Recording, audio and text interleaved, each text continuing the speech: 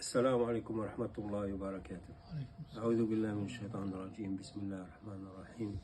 الصلاة والسلام على سيدنا محمد أشرف المرسلين عليه الصلاة والسلام وعلى آله وصحبه وسلم أجمعين.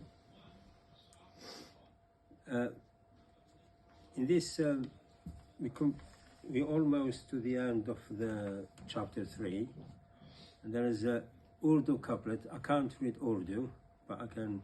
There's the translation, which means there is no calamity more severe than separation from the beloved.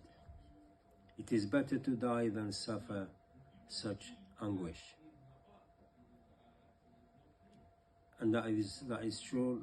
Like today we have witnessed a burial of a baby that lived only 11 hours, and to see the anguish on the parents, particularly the mother, is really very very sad. But in hindsight, when you look at the benefits that the parents will have, is that showing sabr, showing self-control, is that little baby that they lost will lead them to Firdaus al-A'la. And that's what we have to think about. Is that we are allowed to grieve and mourn, but we have to keep in mind that our ultimate aim is Al-Jannah, and that will help us to go through hardship, through anguish and through suffering.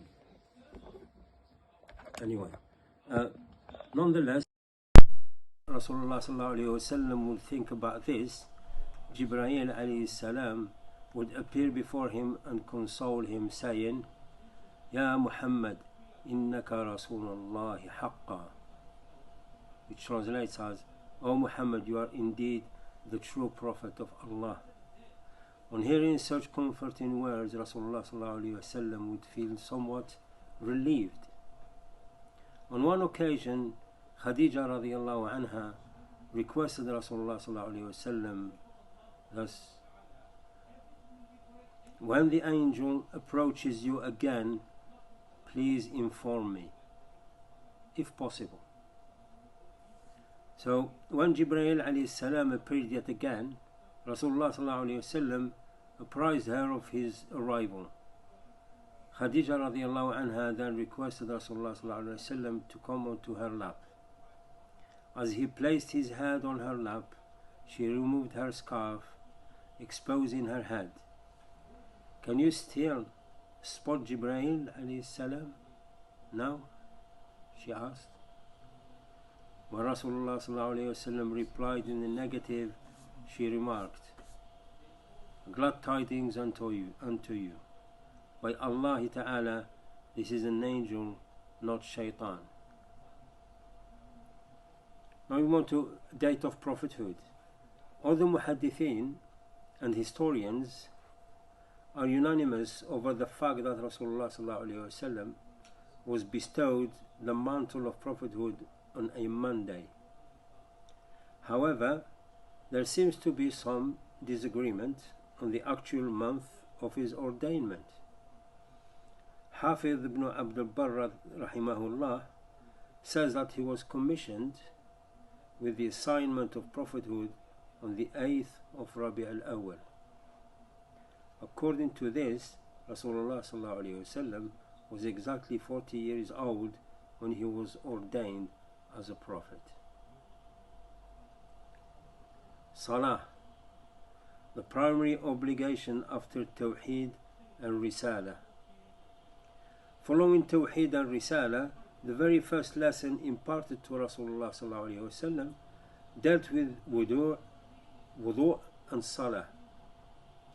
At the outset, Jibreel alayhi salam stamped his heel on the ground that caused the spring to gush forth. Jibreel alayhi salam performed wudu with this water while Rasulullah sallallahu alaihi wasallam continued observing his actions. Then Rasulullah sallallahu alaihi wasallam also performed wudu accordingly. Thereafter Jibreel alayhi salam performed 2 rak'at of salah with Rasulullah sallallahu alaihi wasallam, keeping abreast by following him throughout. Following this lesson of salah and wudu, Rasulullah sallallahu alaihi wasallam returned home and imparted this ritual to Khadija radiyallahu anha.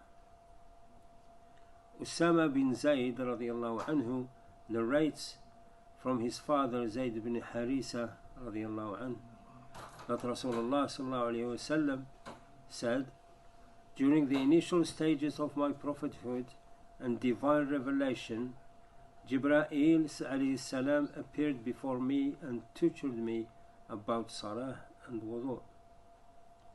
وأقيم الصلاة طرفي النهار, and establish salah in both parts of the day, i.e. morning and evening." Surah Hud.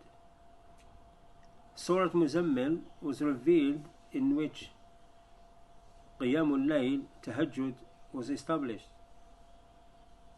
In the early stages of Islam, Allah subhanahu wa ta'ala had prescribed 2 rak'at of salah for the morning and 2 rak'at for the evening.